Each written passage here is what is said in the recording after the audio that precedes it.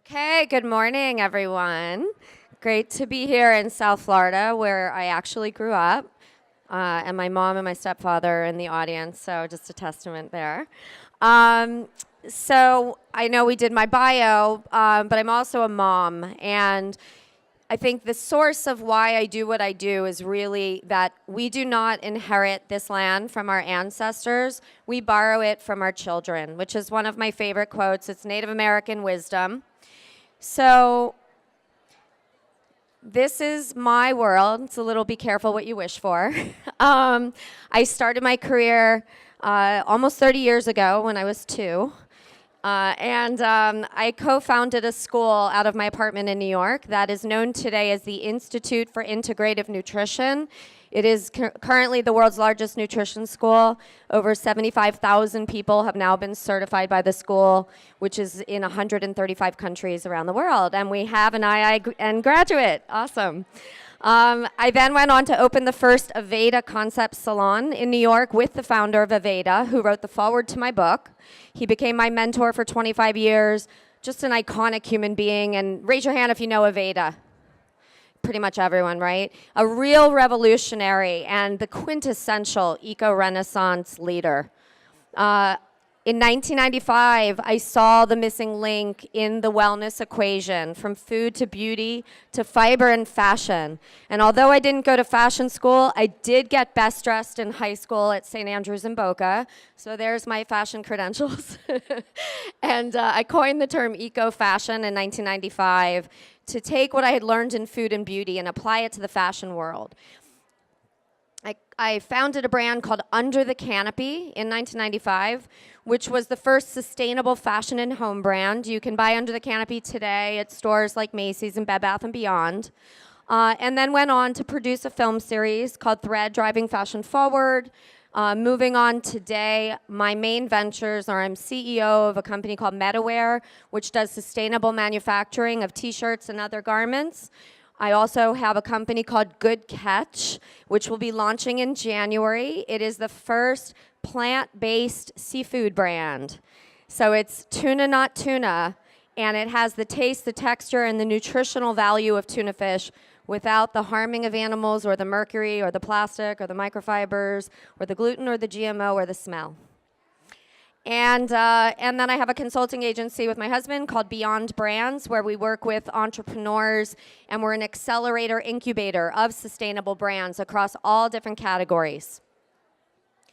So my passion, when people say, what do I do, given I just kind of threw a lot at you, my passion is connecting source to story, being in the trenches of this movement, this eco-renaissance, at the same time being out there and communicating, educating, inspiring, collaborating, and innovating. That is really my mission. And I don't know if you noticed the quote on there, work is love made visible. It's my favorite quote, because if you love your work, it's not work, it's love. Right, that's a quote from Khalil Gibran's book, The Prophet. Telling stories and being out there and speaking to the media is something that I do regularly. And again, this movement is not even about staying ahead anymore. It's about not being left behind. But when I started and I coined the term eco-fashion, people thought I was crazy. They thought, like, Marci, who is ever going to buy into that? It's insane. You know, people who are into the environment couldn't care less about fashion, and people who are into fashion couldn't care less about the environment. In fact, you know, there was a lot of prejudice baked in there. And my whole thing was, wait, but I'm that person. You know, how can I style the world of change the world of style, bridge the tribe and the boardroom, and the fashionista and the tree hugger? Because that's me, and I can't be alone in this mindset. And what's really exciting to me today is that everyone's drinking the Kool-Aid in the fashion industry. So if you haven't seen it yet, you will see it. It's coming on, and it's coming strong. But I'm going to take a step back and tell you why I wrote this book. So the book is called Eco-Renaissance. Eco-Renaissance, Co-Creating a Stylish, Sexy, and Sustainable World. And it's modeled after the original Renaissance. In the original 1500s, the Renaissance was a time that was coming out of the Dark Ages. So through creativity and collaboration, there was a rebirth, that's what the word Renaissance means, of humanity that happened. And some of these words up here are our modern day dark ages. And I want to just send prayers to all my friends and family who are in California right now with all the wildfires. I mean, we're getting hit, you guys in South Florida, hurricanes and earthquakes and all over, volcanoes. I mean, we're seeing obviously an increase in natural disasters, climate change, soil degradation, ocean ecosystems are getting degraded. I mean, we depend on our earth. We are not outside of nature and the environment. We are part of it. We have a symbiotic relationship with our environment. We breathe out carbon dioxide and nature breathes it in. Nature breathes out oxygen and we breathe it in.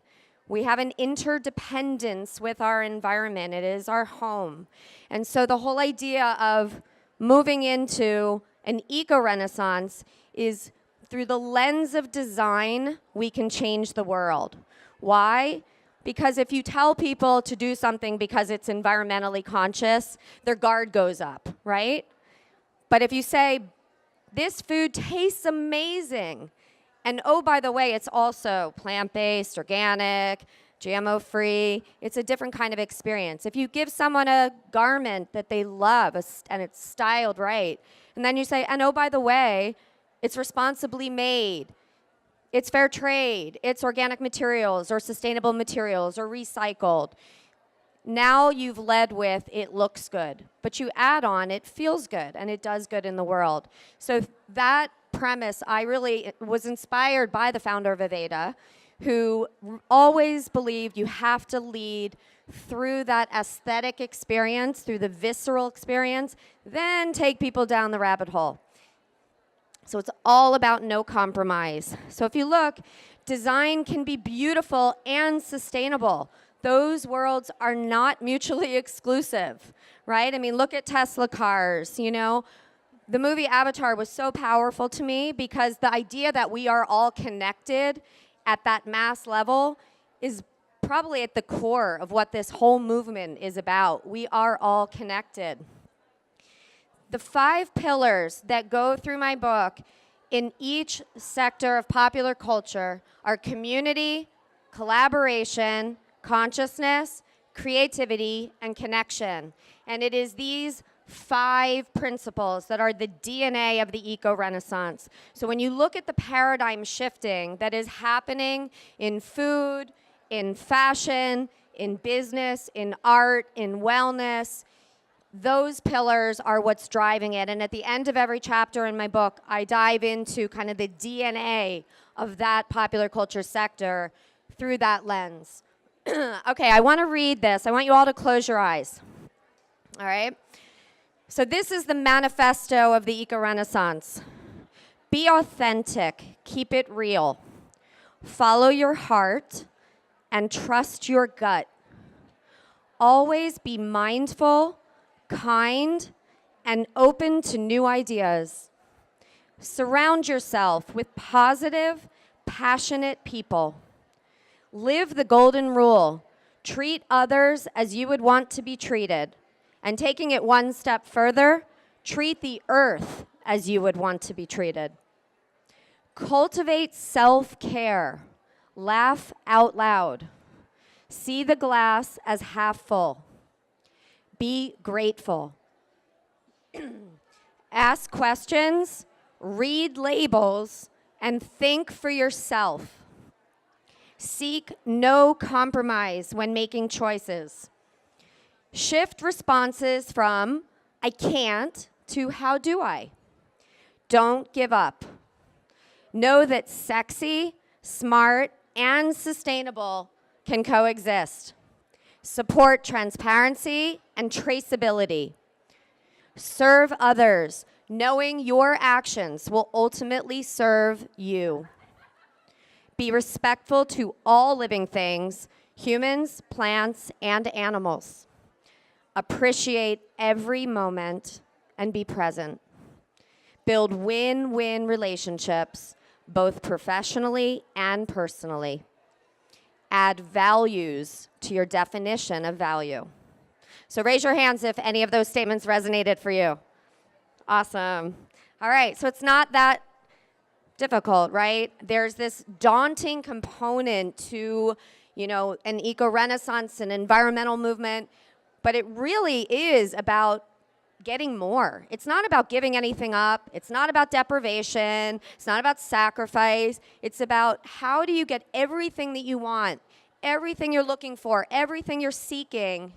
And oh, by the way, you get to be a part of making a difference to human and environmental health, farmer and worker welfare, and future generations, right? Who has kids in here?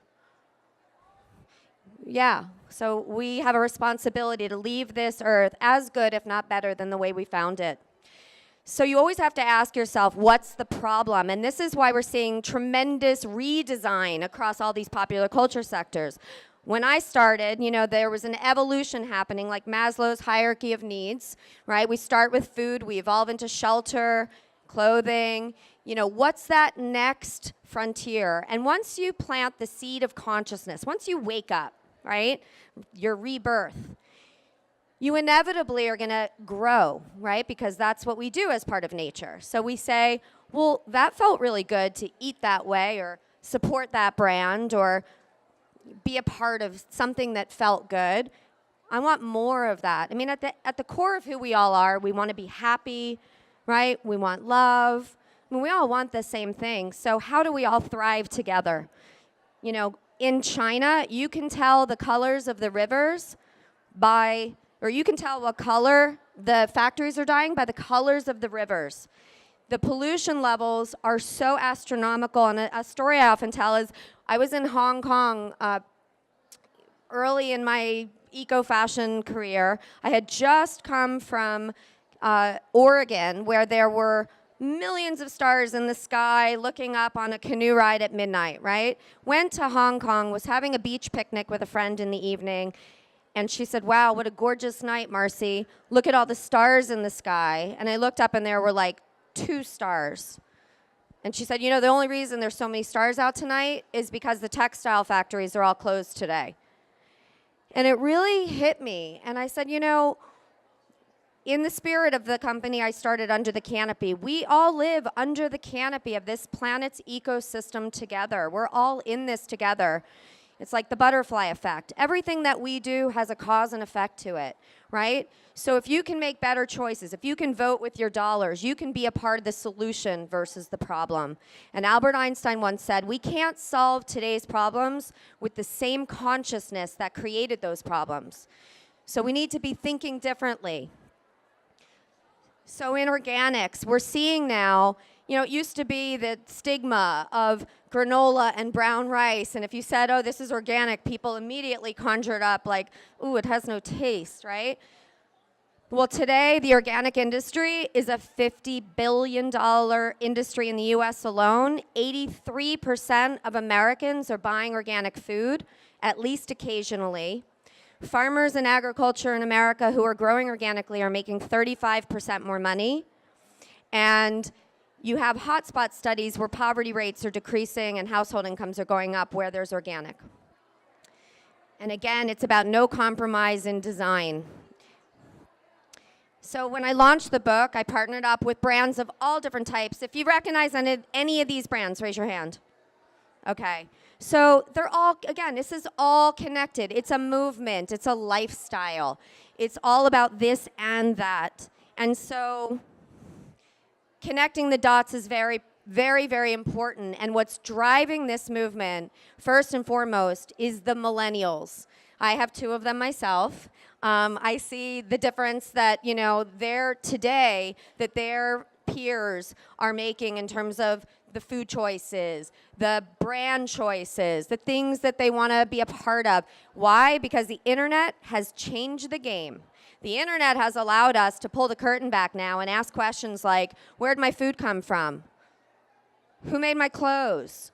Right? What's in this beauty product that I'm buying and putting all over my skin, the largest organ in my body and my primary organ for absorption?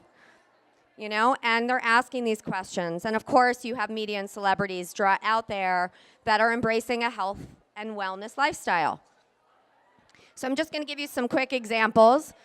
In my art chapter, I talk about Laura Hardy. If you haven't seen Laura Hardy's TED Talk, I highly recommend it. This home and her entire village and many of the other buildings she's done in Bali are made 100% from bamboo. She is, again, a just incredible eco-renaissance artist. Her father, John Hardy, is a jeweler that many of you may recognize that name, but just really taken something from nature and applied it. I have to say, these bamboo homes are the most beautiful homes I have ever seen in my life. Burning Man. How many of you have heard of Burning Man?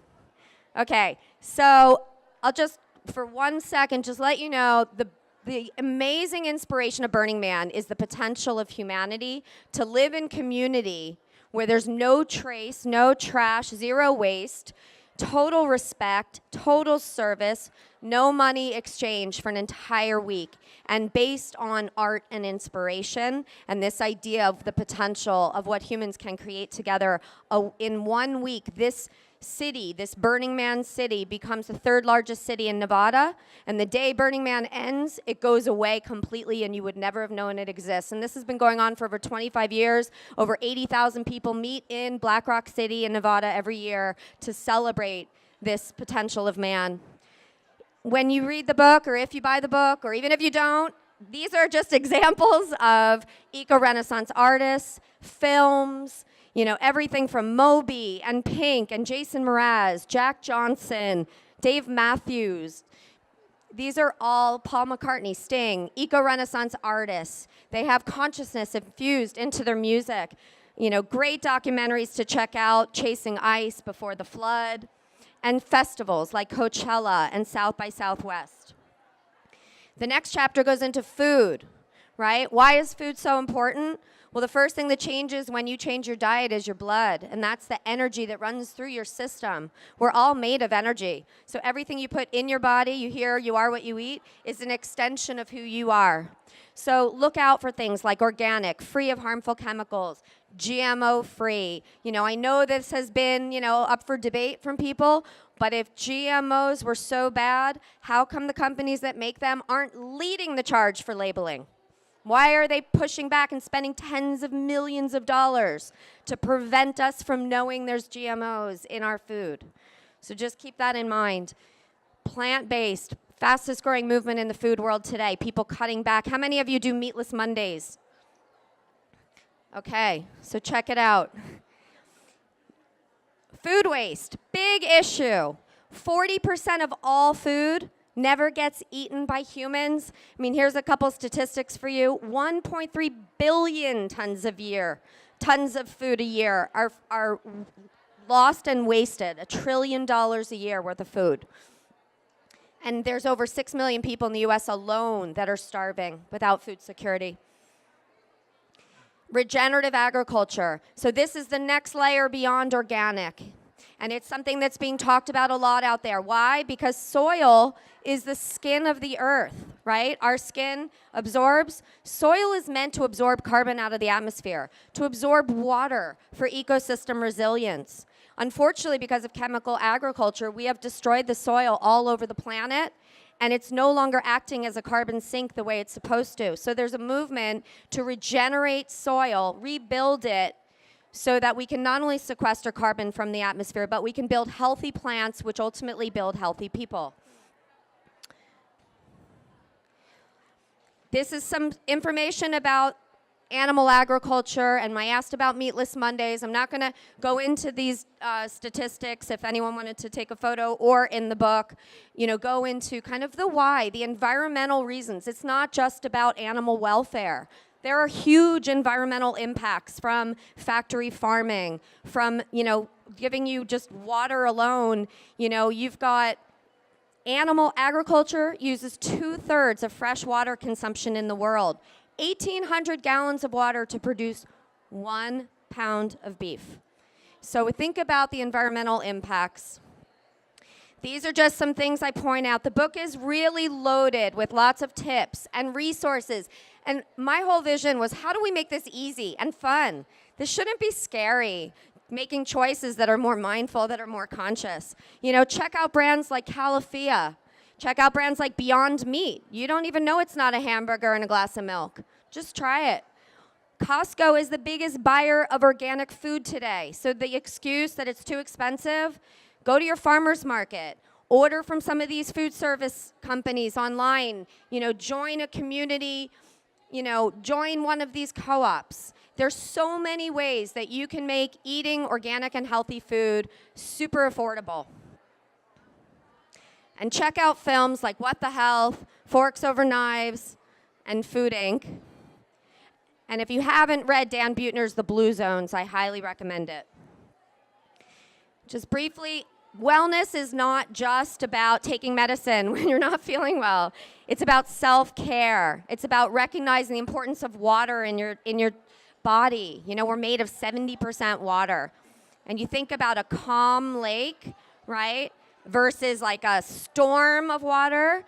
The more you get connected in a mind-body way, the calmer the water in your body is. It all connects. You hear mind-body, right? You are a mind-body. So you want to take care of yourself from both the inside and out.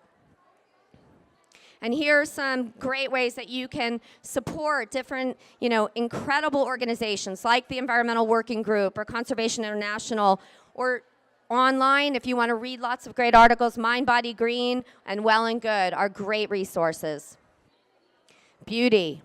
Well, everybody thinks, all the beauty products I buy in my conventional stores, they can't be bad for me or they wouldn't be on the shelves. But guess what? A lot of the ingredients that are allowed in this country are banned in Europe and other countries. So don't think just because it's selling on the shelf of Duane Reade that it's safe for you. Educate yourself. Go to the Environmental Working Group's Skin Deep and check out the fact that these chemicals are very common in many of the personal care and beauty products today that you're buying. And you're putting that on your skin. So you're not just what you eat, you're also what you put on your body, what you wear, who you surround yourself with, and so on. Fashion, I'll just touch on briefly because this has been a big part of my career. Fashion is the largest polluter in the world, second to coal. 20% of the world's freshwater pollution comes from textile treatment and dyeing. 10% of the world's carbon impact comes from the fashion industry. So many human and environmental impacts in fashion. So where did I start? Well, the low-hanging fruit since I came out of the food space was to connect the dots and support the organic cotton movement. Why is that important? 60% of a cotton plant goes into our food stream for cottonseed oil, for snack foods. Start to read the labels. You'll see how often cottonseed oil is used. Cotton is the most heavily sprayed crop in agriculture with the most toxic insecticides and pesticides. You have an opportunity when you buy organic cotton to be a part of a solution without any compromise, but also free of chlorine, bleach, and formaldehyde, heavy metals, and all kinds of other things that are added. So it's not the natural fiber that people think it is. This was my brand Under the Canopy, which was built on breaking the stigmas. Break the stigma that you have to give up style, quality, fit, color, comfort, or hand. Break the stigma that you have to pay a lot more. We launched organic textiles with Target, with Macy's, with Bed Bath & Beyond.